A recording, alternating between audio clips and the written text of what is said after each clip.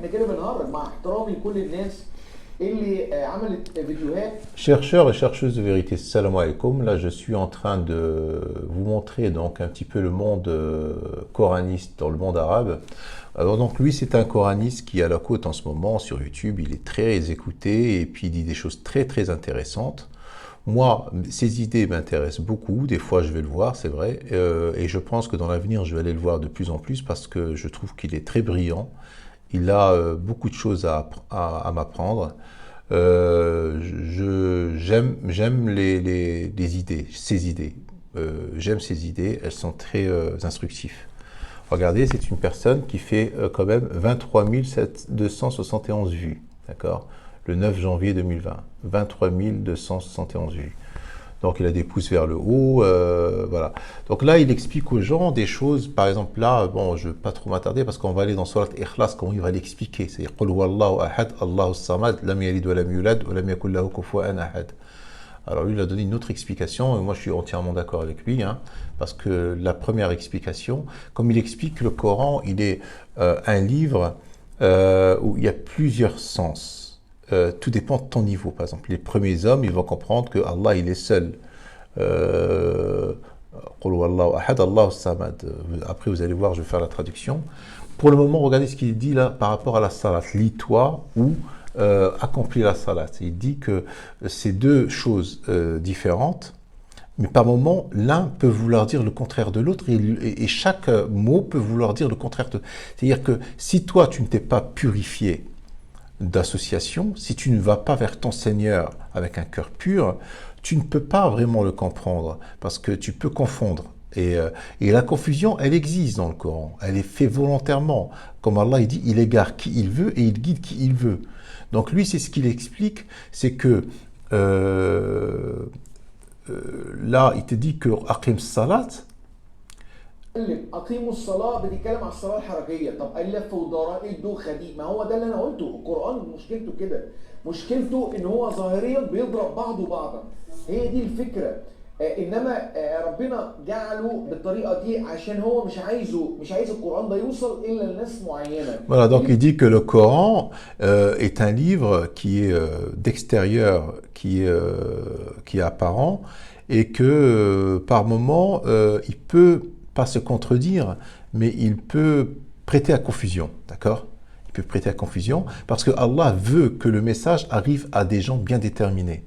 Le message clair arrive à des gens bien déterminés.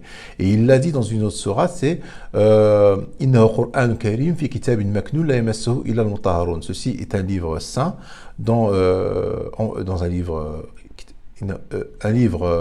Karim, dans un livre saint. Seuls les purifiés pourront le toucher.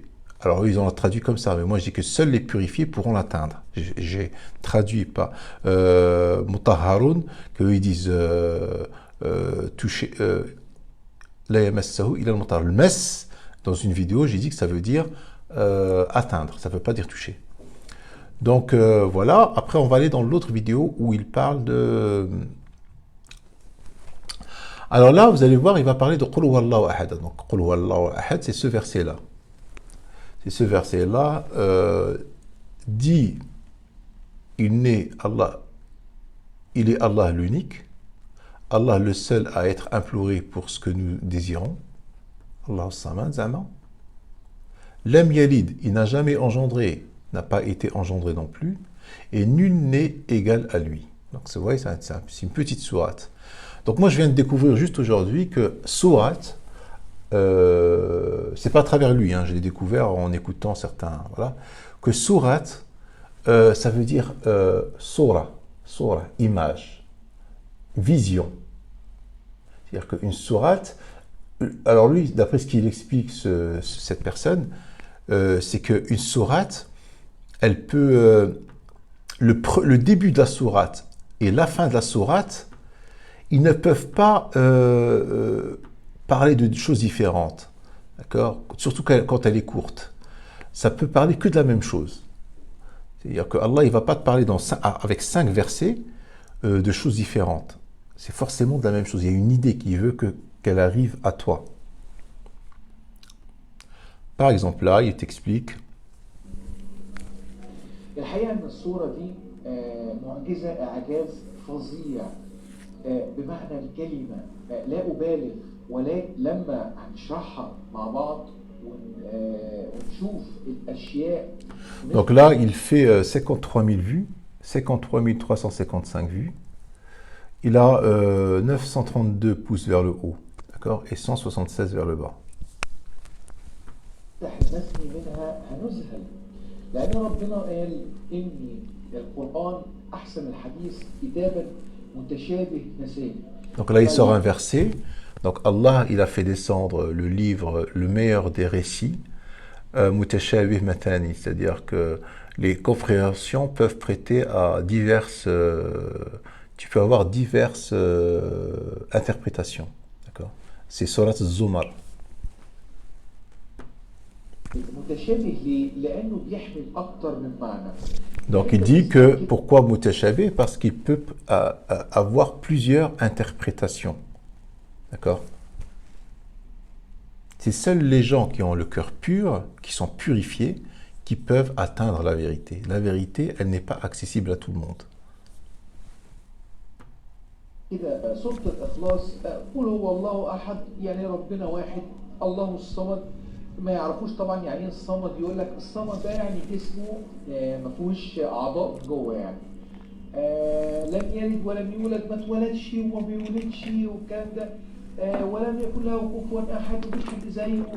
ده اللي اتعلمناه، وهي الايه فعلا بتقول كده ظاهريا عشان ما ننكرش ده.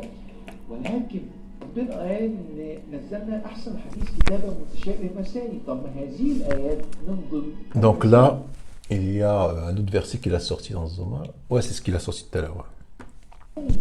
ومن ضمن المتشابه، تعالوا معانا عشان ما نضيعش وقت نخش ونشوف C'est un Égyptien.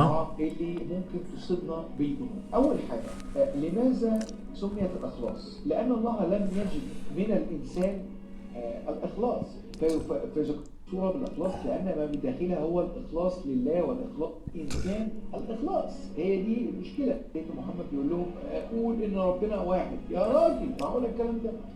قل لهم يا محمد إن الله أحد، ولكن ماذا تعني أحد؟ احنا اتفقنا ان الكلمات القرآن ربنا قال عنه متشابه.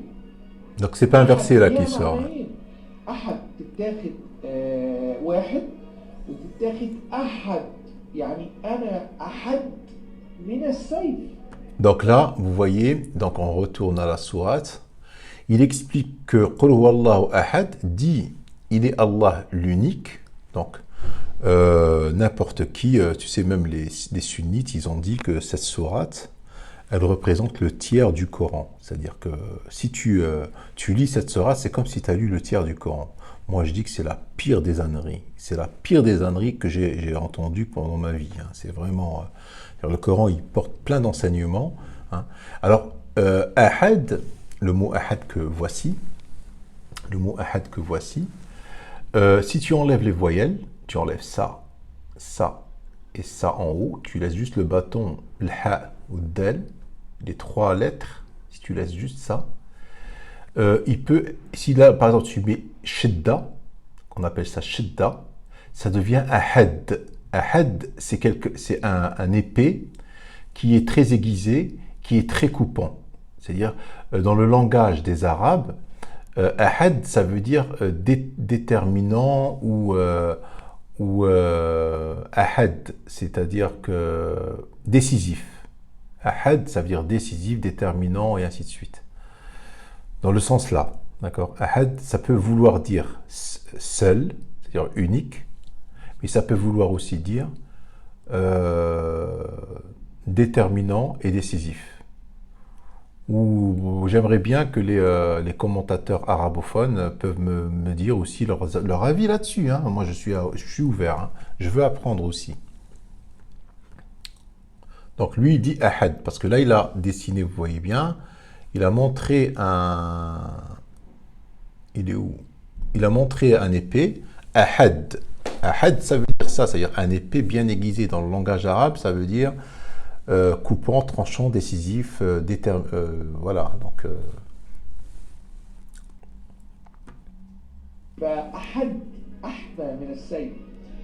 فقول لهم يا محمد ان انا احد حامي قاطع. حتى ربنا بيقول كده في القران انه قول الفصل وما هو Donc, بالهزل. donc l'exemple, c'est dans Surat Tariq, où il dit Innahu la qawlun fasl. Ceci est une parole, je ne sais plus la traduction, fasl. C'est-à-dire, moi je le comprends, fasl, ça veut dire yafsal, qui est tranchant, c'est-à-dire qui est entre le vrai et le faux, c'est-à-dire c'est décisif. Voilà. C'est une parole décisive. Voilà, qawlun fasl. Donc c'est comme ça qu'il cherche en fait lui. Sa méthodologie, il prend tout le Coran dans sa globalité.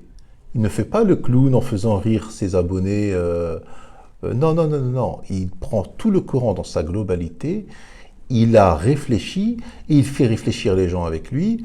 Il les aide à se débarrasser du sunnisme et à voir le Coran de manière saine. Et voilà, donc ça c'est un coraniste qui est très respecté aujourd'hui, dans notre temps moderne, et il est très intéressant à écouter. Innahu la qawlul fasl. فربنا حامي الطباع. قل لهم يا محمد ان الله احد ولكن ماذا تعني احد؟ تعني ان الله احد من البشر، تعني حاد مثل السكين. فهو جد في قوله قول فصل وما هو بالهزل زي ما ربنا قال. الله الصمد تعني عدة معاني منها. أولا Donc là c'est le deuxième verset. يجب فتحها فتقسم إلى نصفان. قبل ما نفتح كلمة الصمد لازم ألفت نظر حضراتكم لشيء مهم جدا، إن الكلام اللي أنا بقوله ده بعكس بعض الناس المحدثين اللي هو ممكن ياخد كلمة أو آية من السورة ينزعها من سياقها ويقول لك تعني كذا. انا ما عنديش الكلام ده. انا ما بتبعش لا الظن ولا الاهواء ولا بخالف اوامر الله في القران. Par exemple, si tu regardes, et il a raison, moi je le découvre avec lui, mais il le dit pas. Moi je le découvre avec lui, parce que je fais travailler ma tête, il me fait réfléchir en fait. Que le mot samad, il n'existe nulle part ailleurs dans le Coran. Le mot samad. Par exemple, as-sa ou med, ça existe. Vous voyez, parce que le Coran il est descendu en fait sans voyelles et les mots ils pouvaient être attachés, tu pouvais les deviner attachés ou pas, d'accord? Donc lui il est en train, c'est comme s'il décortique. Tu sais quand tu veux par exemple trouver une panne dans une voiture, tu démontes la pièce, un carburateur qui fonctionne mal par exemple, tu démontes le carburateur pour voir à l'intérieur pourquoi il y a eu une anomalie. Ben lui c'est ce qu'il fait en fait. Lui, c'est ce qu'il fait, parce qu'il sait que les sunnites, pendant des siècles, ils ont mal interprété le Coran, parce qu'ils l'ont peut-être mal compris, ou peut-être qu'ils ont... Voilà, donc lui, il essaie de démonter, en fait.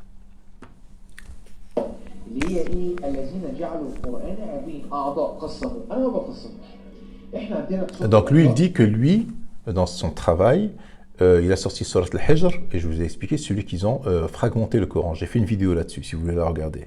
Ceux qui ont fragmenté le Coran, il dit, moi je ne fragmente pas le Coran, je le prends dans sa globalité. Quand je veux comprendre un mot, dans tout le Coran, je fais des recherches dans tout le Coran pour comprendre ce mot.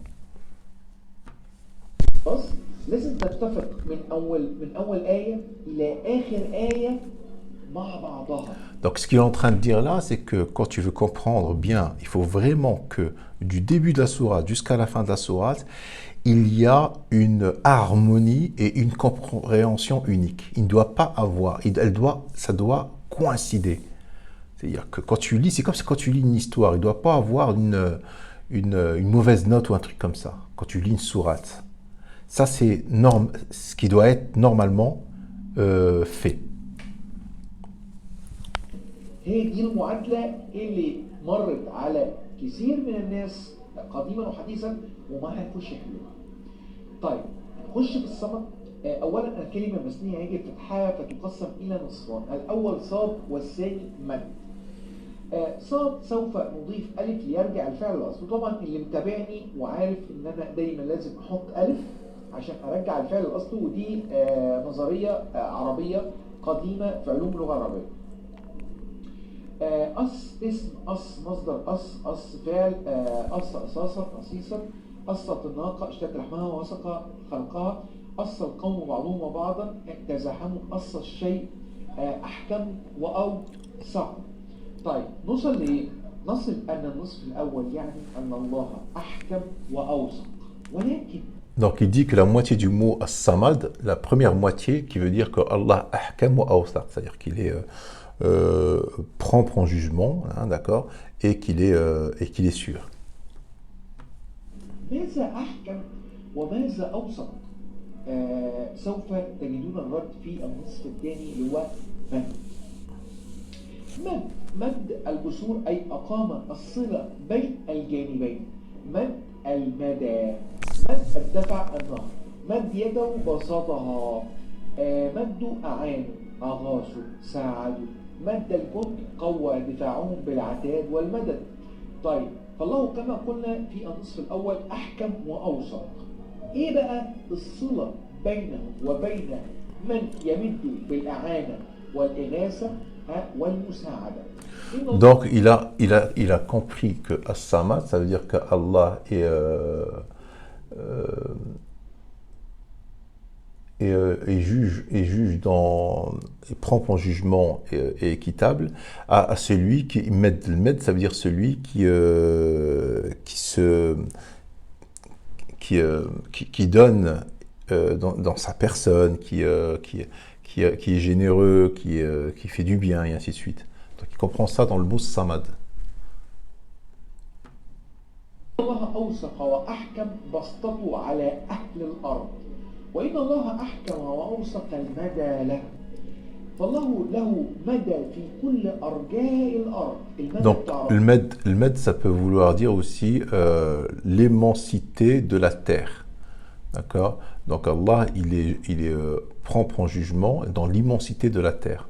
Ça peut aussi être compris comme ça. كل حتة حتى ربنا بيقول والله المشرق والمغرب فأينما. Donc il sort un verset dans Surat al-Baqarah où Allah il te dit Allah appartient l'ouest et l'est, où que vous dirigez votre visage, vous y trouverez la face d'Allah. Que Allah est wasi'un alim, c'est-à-dire qu'il est large et sachant, et alim.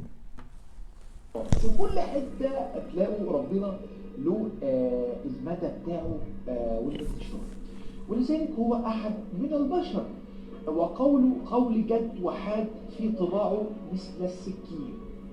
طيب لم يلد ولم يولد. طيب كلنا عارفين. Donc là il va dans le troisième verset. Lam yalid wa lam yulad. Il n'a pas engendré, il n'a pas été engendré. Donc c'est ce qui est compris par les sunnites. Lui il a une autre explication. Et moi je le rejoins là-dessus. Hein. Vous allez voir qu'est-ce qu'il va dire. ولم يولد يعني ما اتولدش وما بيولدش. طب وربنا اصلا بيتكلم عن الولاده ليه اصلا من البدايه؟ ده على اساس ان احنا ربنا كده حللنا اللغز. طب انت يا رب ما اتولدتش وما بتولدش، طب وجيت منين؟ Ouais, voilà, donc lui la question qu'il pose, bon, si Allah nous donne l'information qui n'a pas été engendré, qui n'a pas engendré, alors tu viens d'où, mon Dieu? Seigneur, tu viens d'où? Comment que t'es apparu? C'est la question qui va te revenir, c'est comme si lui te laissait sur ta faim, hein, si normalement il te donne une moitié d'information ou une fausse information, c'est-à-dire je n'ai pas engendré et je n'ai pas engendré. Donc lui, il dit que tu vas sortir de là naturellement. Un homme, comment dire, un homme raisonné qui va croire à Dieu, il sait qu'il n'engendre pas, qu'il n'a pas été engendré. Les chrétiens, ils ont dit ça parce que Jésus, il a voulu le prendre pour une divinité, mais n'importe qui dans le monde, ils savent que Dieu, c'est Dieu, c'est Dieu. Il n'y a pas, voilà. يعني ازاي يعني وجدت ازاي؟ فده مش حل اللغز، ده ممكن يكون تصبير وتسكين لبعض الناس الاوائل في عصور قديمه. Voilà, il a dit que ça peut être compris par les gens du début, les musulmans après la mort du prophète, peut-être ils pouvaient comprendre comme ça simplement, mais nous aujourd'hui on a une évolution et on peut comprendre des choses. On a évolué en fait, on peut comprendre à notre époque. هو بيقول لهم انا ما اتولدتش وانا ما بولدش، احنا مش عايزين نعرف ده، احنا عايزين نعرف انت جيت منين. هي دي القصه. Donc lui dit, oui, Allah, c'est comme si Allah il te disait, moi j'ai pas enfanté et toi tu me, j'ai pas enfanté, je suis pas moi non plus enfanté. Alors nous c'est pas ce qu'on veut savoir, nous ce qu'on veut savoir c'est d'où tu viens. C'est la question que l'être humain se pose, d'où tu viens. Donc lui il dit que je comprends pas, donc il y a forcément une autre explication. لكن احنا اتفقنا ان القران مثني ولم يلد ولم يولد مثنيه. طب تعالوا نفتح ونشوفها عشان نشوف في الاخر القصه كلها تتفق معانا على ايه. اول حاجه لم يلد، الد فعل الد يلد مصدر الداد، الداد الد زميله بالغ في مخاصمته، الد محدثه جادله. Donc il est en train d'expliquer Aladda, ça veut dire Yalid. C'est vrai que dans le Coran, dans d'autres versets, il y a Ladda, il y a le mot Ladda. Donc Lad, il revient dans le Coran. C'est un mot qui a été utilisé ailleurs et qui veut dire que quelqu'un qui a exagéré dans sa provocation, dans sa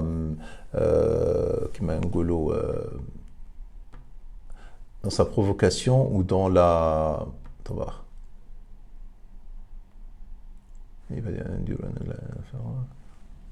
le khusuma, dans la dispute. Dans la dispute. Il a exagéré. L'homme est un disputeur. Là, dans le verset 4, sourate Al-Nahl, il a créé l'homme d'une goutte de sperme et voilà que l'homme devient un disputeur déclaré. Donc, c'est dans la dispute. L'homme, il a exagéré. Donc, l'aide, ça veut dire l'exagération dans la dispute. Donc, en gros, l'am yalid wa lam yulad, ça veut dire que lui, il n'exagère pas dans la dispute ou il ne dispute pas, c'est-à-dire ces créatures, et il ne fait pas en sorte que ces créatures, ou bien il ne laisse pas ces créatures exagérer dans la dispute envers lui. Voilà, ça veut dire ça pour lui. Hein. On va avancer. نوصل لايه؟ نوصل لم يكن الله، هو لم يلد، لم يكن هو مبالغ في مخاصمة. وما ربنا مش خصم، مش خصم. Allah c'est pas un disputeur. وكمان ما بجادلش. Donc il est en train de démontrer là pourquoi il est arrivé là. Il démontre.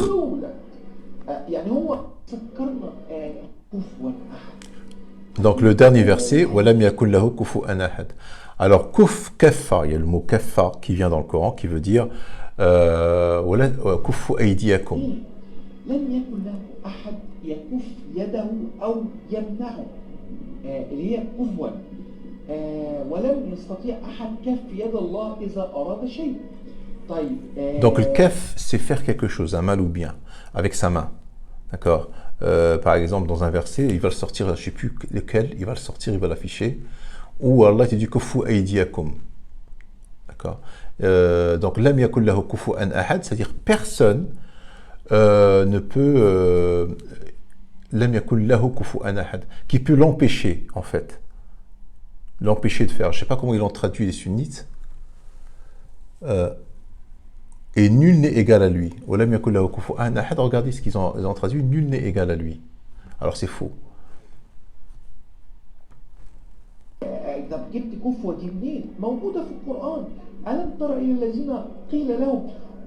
Voilà le verset. C'est Surat Nisa, je crois que c'est 77 ou 44, je ne sais plus, je ne sais pas lire les chiffres en arabe.